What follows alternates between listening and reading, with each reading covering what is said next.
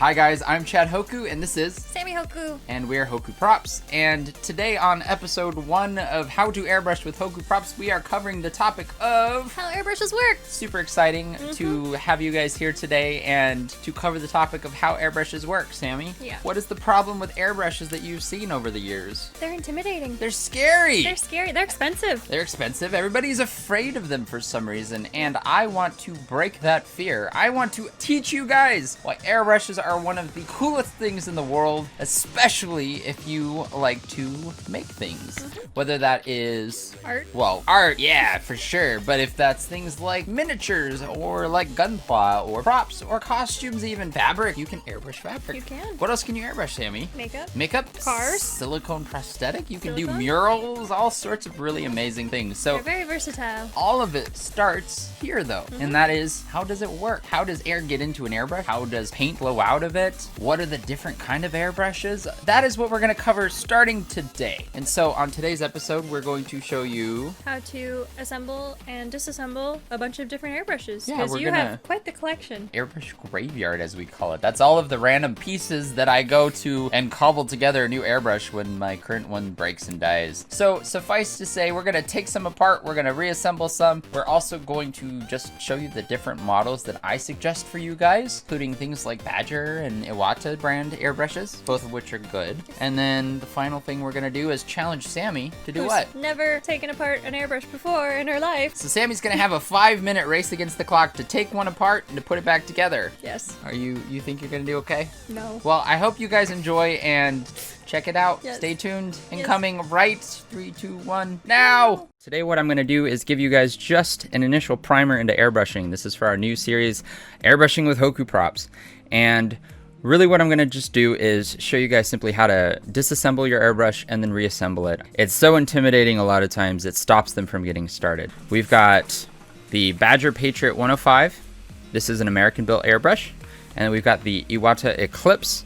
These are both gravity-fed airbrushes. They are, like I said, they're pretty much the most common workhorses that you hear about.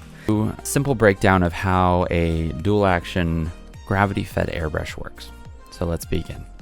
So for starters, we've got our Badger Patriot 105 here. This is also the airbrush that I recommend to everybody. And to understand how this works, you need to understand the two real things that you need for an airbrush. The first one is you need to have paint. And then you also need to have air. Your paint gets poured into here, okay? So your paint will exist in this cup, okay? And then your air will typically come from a compressor.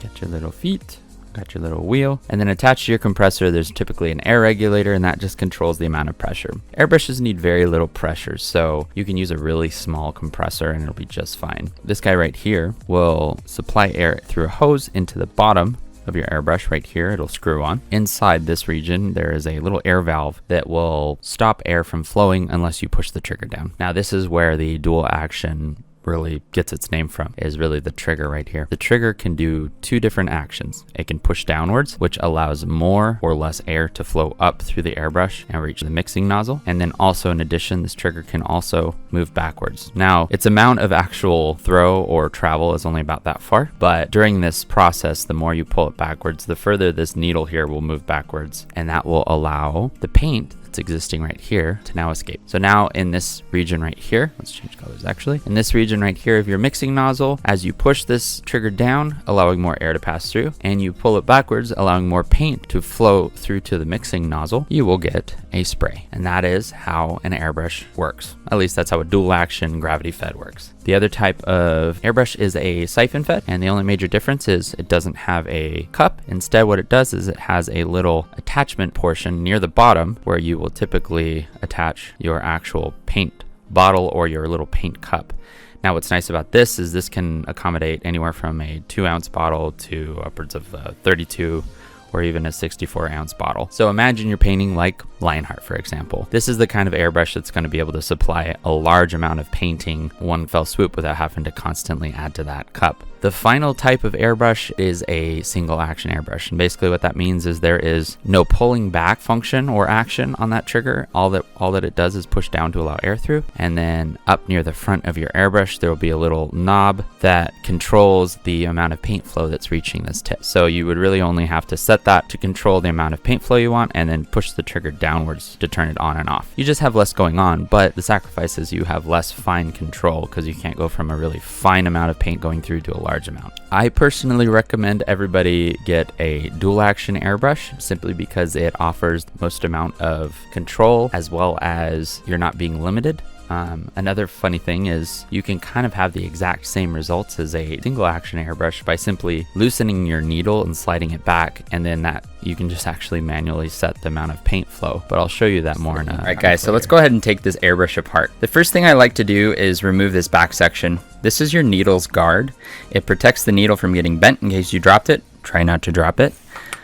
And it also protects this back mechanism. You can see how this works. As I pull this back, when this is tightened down, this needle slides back as well, okay? So I'm going to unscrew this back collet, and then I'm gonna just carefully slide the needle backwards and out, okay? You don't need to unscrew this all the way, so try not to. Once the needle's out, go ahead and tighten it down lightly, and then just leave it there. Next thing that we're gonna do is actually unscrew this back portion for the spring, okay? So as you untwist this, you should have an entire mechanism slide out. Once again, this is a full disassembly. This is not always needed for just cleaning, okay? And then here's your actual trigger or your spring mechanism. This is what causes the needle to return to its lock or closed position. So to further expand how this works, let's go ahead and take this collet off. And then I'm going to take this other retention screw off. And as I pull this out, you're gonna see there's a needle in there. We're going to just keep all of these pieces together by section, right? Next thing we're gonna do is remove the trigger. And then we've also got this guy right here. This is just another piece for the trigger that helps transmit the backwards pull into the actual needle. We're almost done. We've got a couple more pieces. The next thing we wanna do is remove this nozzle cover. Okay, now we've got the nozzle cover off. Now your nozzle cover actually typically will have two sections. Sometimes these guys get a little tight, and that happens depending on what you use to clean your airbrush as well as if you lubricate your airbrush. So during the reassembly process, I'm going to show you guys also how to lubricate your airbrush. Okay, so sometimes this piece right here will get stuck in there. This is your nozzle. This is another reason why having it lubricated is beneficial. It won't get stuck in there. But sometimes paint will kind of get caked up in there and it'll lock it in place. Okay, so once again, here are the three pieces that are required for your actual nozzle. The final piece right here, if you buy a Badger Patriot 105, it comes with this adapter. And what this little adapter down here does is this will allow you to use an Iwata airbrush hose. We don't need that. Now it's super tight in there, so I'm just gonna carefully grab some needle nose pliers and just very, very carefully break that loose. I don't wanna mar the metal on this if I can. Okay, so here's the adapter. Now these guys are nice because they actually typically will have an actual O-ring in there, but mine died, so it just doesn't have one anymore. Now there's really only one other piece on this that you guys might ever take out, even though there's actually about 3 more pieces. And that is the actual air triggering mechanism or the air valve. So this guy right here can actually unscrew as well. When you get to about there, it'll just pop out. And you can see this actual little pointy bit, okay? This has got another spring in it. And what that does is that will allow air to pass through. So what happens in here is on the bottom of this trigger, it lines up, and then that's what actually opens up that little air hole that's right there. See that? So this guy right here is sold as an assembly. And so oftentimes if you have problems, more often than not, I just recommend people replacing this piece or this section. It's a lot easier. Technically, there's one other thing that we can undo, and I'll show you how to do that. Right here on the very bottom, there is actually one more piece that can unscrew. Once again, carefully take needle nose pliers and unscrew it just a little bit to get it started. I'm gonna be able to undo this. Let me warn you right now, there is a spring, and you can see I just almost lost it, and it's super, super, super, super prone to coming out and going and getting lost and disappearing. Always keep that in mind. I've got this little pointy tool right here. This is for cleaning out your nozzles, but it's also just good if you need to get in there and shift any pieces around or remove some debris. So I'm just going to carefully push down to the top, and you can see this right here. This is literally what prevents the air from traveling through. There's this tiny little O-ring. Now, sometimes what'll happen is you'll have to replace that O-ring. Once again, you can disassemble it all and get an O-ring, which is like $1, or you can just replace that whole assembly. It's really up to you and whatever you're most comfortable with. I'm gonna go ahead and show you guys all the parts here, and once again, just kind of go through them. Here are all the parts for your air nozzle, or your air valve rather, okay? Here are all the parts for your air nozzle. Here are all of the parts for the trigger, plus the needle. Then here's the airbrush. As you can see, it seems like a lot, but if you know what they are and you know how they are assembled, should help you out, okay? So I'm gonna go ahead and start reassembling this. All right, so now we're gonna go ahead and reassemble this. And once again, I'll describe the parts as we are assembling it, and you guys will hopefully be learning what is what, and that way in the future, if you have problems, you can narrow down where those problems start. So I'm putting this air valve needle back in, okay? And I'm just going to lightly push it in place, and then take this fun little tool I've got and just seat it. I'm not trying to push very hard, okay? Next is the spring that I always lose. By the way, I've replaced these springs so many times, it's not funny. Okay, that is in place. And then finally, you've got this little locking nut. So I'm just gonna carefully place it in place, or put it in place. And then what I actually like to do is reverse the threads until I feel a nice little click. And that means that the threads are now aligned, because I don't like to cross thread things. So click, all right, and now I can screw it in. These do not need to be tightened with pliers. You can hand tighten this just fine. Don't have to worry about it. Now, I mentioned earlier I was going to show you guys how to lubricate it. Do yourself a favor, pick yourself up some standard airbrush lubrication. This is the same bottle of airbrush lube I have literally had for, I don't know, 5 years. So go ahead and just take a tiny bit. You're not going to squeeze this at all, just literally tiny bit, right, on the threads. And then as you thread it in, it's going to lubricate itself. What's also nice is this will actually soak into the metal. Once again, just hand tighten, don't crank it down, otherwise you'll have a hard time getting it off. Now this guy, on the other hand, we're gonna put just another tiny dab of lube, and we're gonna go ahead and assemble. Let's go ahead and add a little bit of lube there. I wonder how many terrible comments I'm gonna get about me using lube. Go. Finally, the nozzle.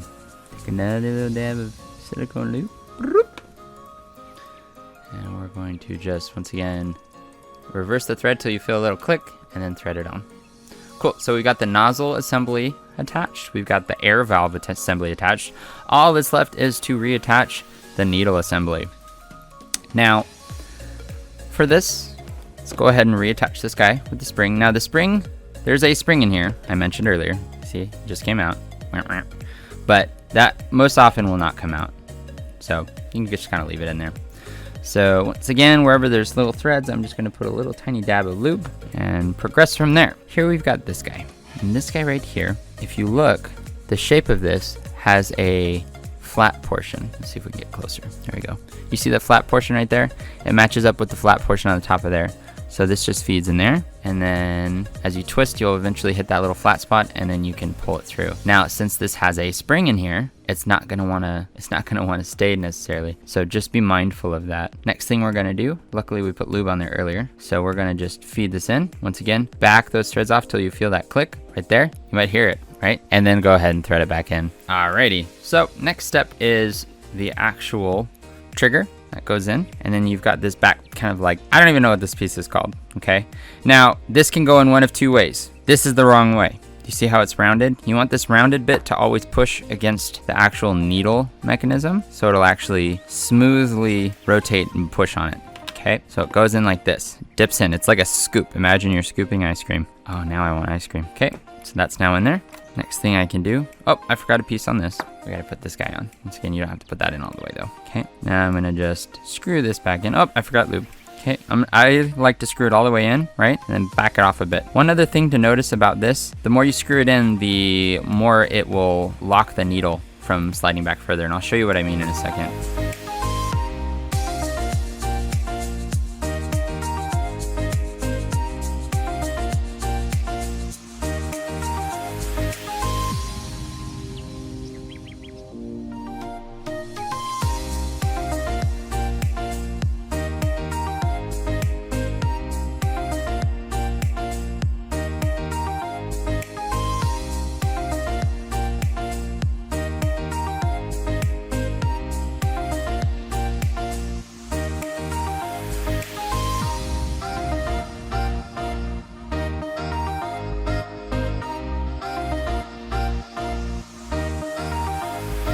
Guys, so episode 1 is now done. Sammy, how did it go? I think it went okay. Just okay, not good, not great? I mean, I didn't, like, break it, so that's... We'll actually find that out on the episode in which we start painting, or when I have work and paint next. At least it didn't look like I broke it. So I would say that it was a success. Sammy was able to take it apart. And put it back She was together. able to put it back together, we think. With some help. And hopefully you guys will be able to as well. Yes. So if you liked the video, please Hit that like button. hit the like button. Please, if you want to know more about airbrushing, also click the bell so we can actually give you guys notifications when we upload a new video. Well, first you had to hit the subscribe button and then the bell. Subscribe button and then the bell. I'm getting better at YouTube just You are as getting well better at as you hopefully are. And now you guys have also hopefully hit that bell button and like button and subscribe button and whatever the buttons you need to push. I don't know.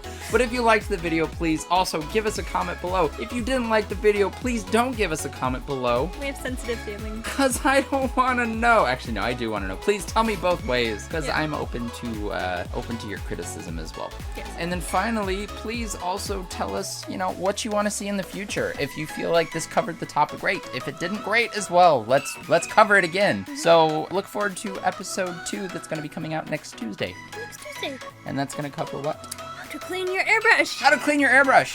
How to make sure that this wonderful airbrush that you just bought doesn't turn into a paperweight. So look forward to it, guys, and we'll see you then. Bye. What is your favorite part so far of an airbrush? A needle. A needle. The needle. Whoa. Okay. My favorite part of an airbrush is the needle too, because you can use it as an improvised weapon.